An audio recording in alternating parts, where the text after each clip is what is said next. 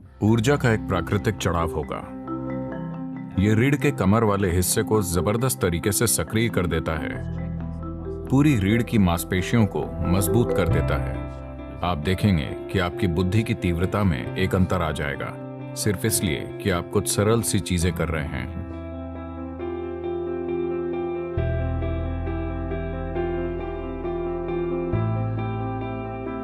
आखिरकार जो कुछ भी आप अपने जीवन में करना चाहते हैं, उसे लेकर आप में कितनी स्पष्टता है, इसी से सब तय होता है।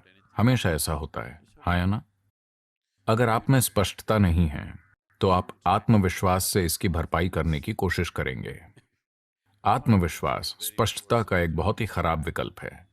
यह ऐसे है मानो कोई व्यस्त हाईवे है, गाड़ियां तेज रफ्तार से दौड़ रही हैं, आपकी नजर साफ नहीं है, पर आप में आत्मविश्वास है।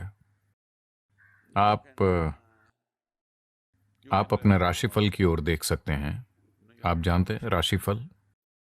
तो आप कह सकते हैं, मेरा राशिफल कहता है मैं 90 साल तक जीऊंगा, मुझे कुछ नहीं होने वाला।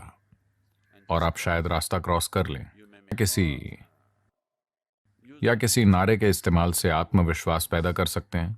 आप जय श्री राम कह सकते हैं, आप अल्लाह अकबर कह सकते हैं, हेल मैरी, जो भी आप चाहें, जो भी आपकी मदद करता हो। जोर से नारा बोलिए और आगे बढ़ जाइए।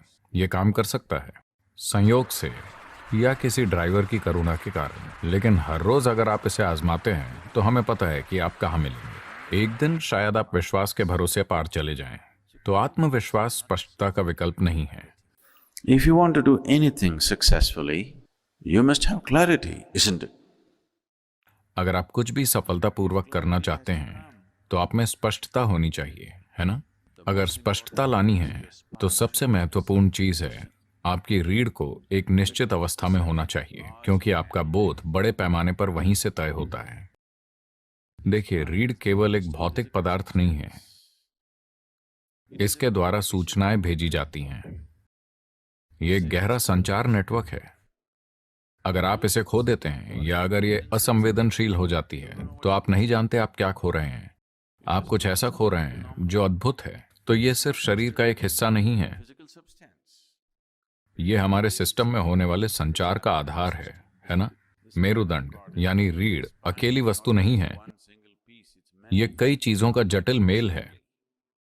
हर रोज इसे तानना जरूरी है। अगर ये खुद में घुस जाए तो रीढ़ की संचार क्षमता आमतौर पर खो जाती है। तो ये योग नमस्कार रीढ़ के कमर के इलाके को जबरदस्त तरीके से सक्रिय कर देता है।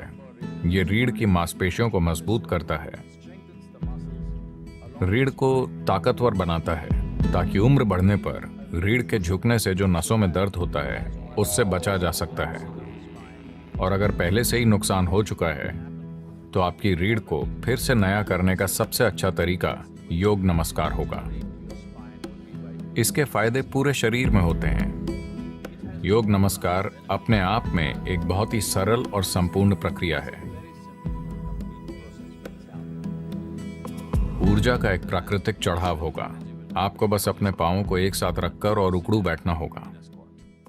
तो उकड़ू बैठना सबसे अच्छा है। अगर आप अपने पंजों को एक साथ रखकर बैठ सकते हैं। आप में से ज्यादातर ऐसा नहीं कर सकते। फिलहाल बहुत कम लोग कर पाएंगे। हम बहुत ज्यादा ऊर्जा नहीं चाहते। तो अगली सबसे अच्छी चीज है कि आप अपने पैरों को कंधों की सीध में रखें, उतनी ही दूरी पर जितनी आपके कंधों की चौड़ाई है। आप 21 बार कर सकते हैं।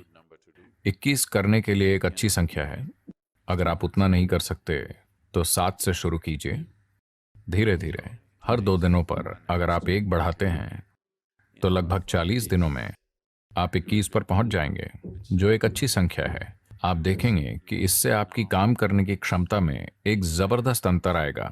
अगर आपकी बुद्धिमानी, आपकी बुद्धि की तीव्रता को मापने का कोई तरीका हो तो आप अंतर आता हुआ देख पाएंगे, सिर्फ इसलिए कि आप रीढ़ को आराम देने और उसे सक्रिय करने के लिए कुछ आसान सी चीजें कर रहे हैं।